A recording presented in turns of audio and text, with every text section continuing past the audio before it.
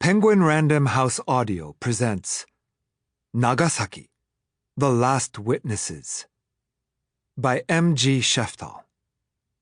Read for you by Brian Nishii.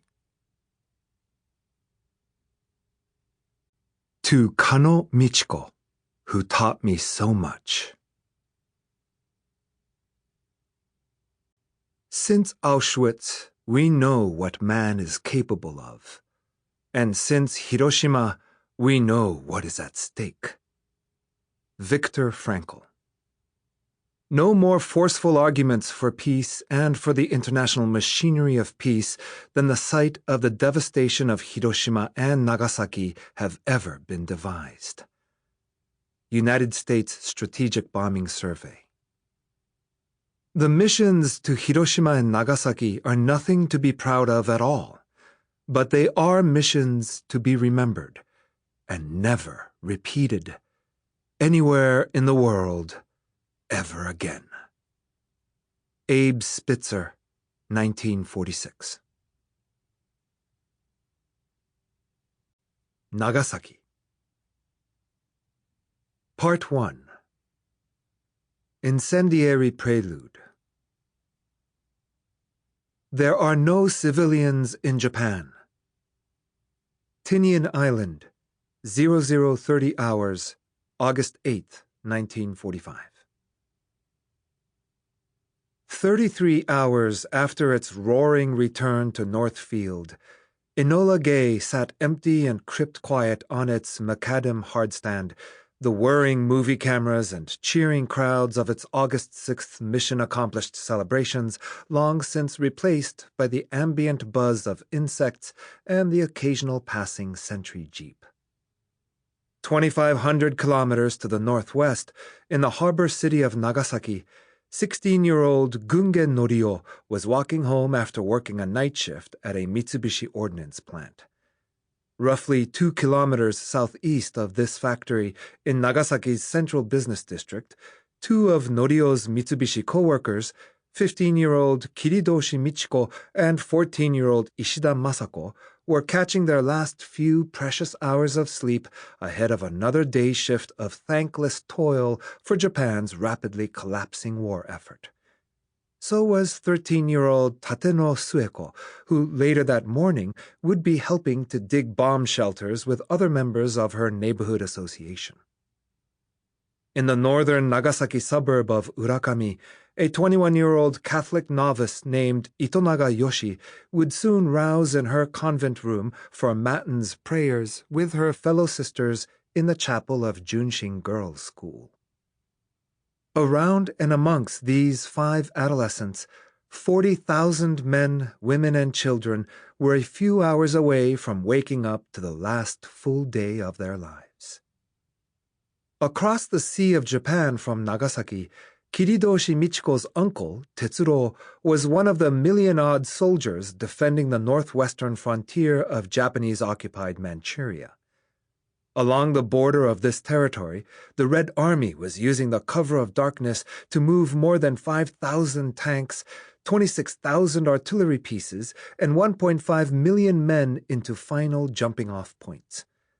30 minutes later, these forces would spring into action, fulfilling Joseph Stalin's Yalta Conference promise to Franklin Roosevelt and Winston Churchill that the Soviet Union would officially join the war against Japan 3 months to the day after the capitulation of Nazi Germany. 4,000 kilometers southeast of Stalin's massing armor and a few hundred meters from Enola Gay's hardstand, scientists and engineers from the Manhattan Project's Project Alberta technical team were pulling an all-nighter in a purpose-built air-conditioned assembly shed. Here, they were readying a second atomic bomb, a Fat Man, so called because of its rotund shape, plutonium device of the same type first ground-tested in the New Mexico desert barely 3 weeks previously. In a little more than 24 hours, this second Fat Man would be dropped from a B-29 on a Japanese city, either Nagasaki or the arsenal town of Kokura. While the sure thing and technologically much simpler one-off uranium device that had been dropped on Hiroshima had gone off, as expected, without a hitch, none of the Project Alberta team members were as confident about the odds of this far more complex and mechanically sensitive Fat Man device functioning as designed in the inherently chaotic conditions of a combat mission. Moreover, the probability of malfunction was further increased as the technicians were being forced to race against the clock. The second atomic strike was being timed to take advantage of the last remnants of a patch of favorable weather over the target area of western Japan. After August 9th, skies in this region were forecast to be socked in by clouds. In a strictly technical sense, the weather situation was not insurmountable for an all-weather bomber like the B-29. If necessary, the second mission strike force could drop its ordnance by radar, as per standard operating procedure for B-29s encountering inclement conditions during a conventional mission. But deployment of the atomic bombs came with a set of special rules. According to the field orders the 509th Composite Group had received from 20th Air Force, the atomic bomb was only to be dropped when its target could be clearly visibly identified, and there were no mission parameters in the orders for radar drop scenarios. If the August 9th window of good drop weather were missed, it would be nearly a week until the weather cleared enough for the 509th to get its next chance to drop a visually aimed second atomic bomb on Japan. The Americans' meteorological urgency was a direct consequence of the strategic imperative to exploit the psychological shock value of Hiroshima. It was hoped that dropping a second bomb so soon after the first would lead the Japanese to believe that there were many more of these weapons in the American arsenal than there actually were, and that these would continue to be dropped on Japan until that country either surrendered or, as per Harry Truman's July 26th Potsdam Declaration threat, which the Japanese so far were refusing to acknowledge, ceased to exist.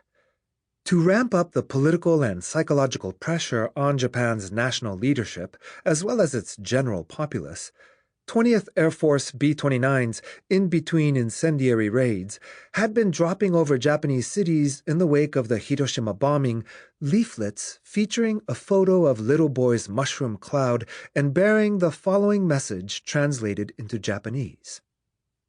To the Japanese people, America asks that you take immediate heed of what we say on this leaflet. We are in possession of the most destructive explosive ever devised by man.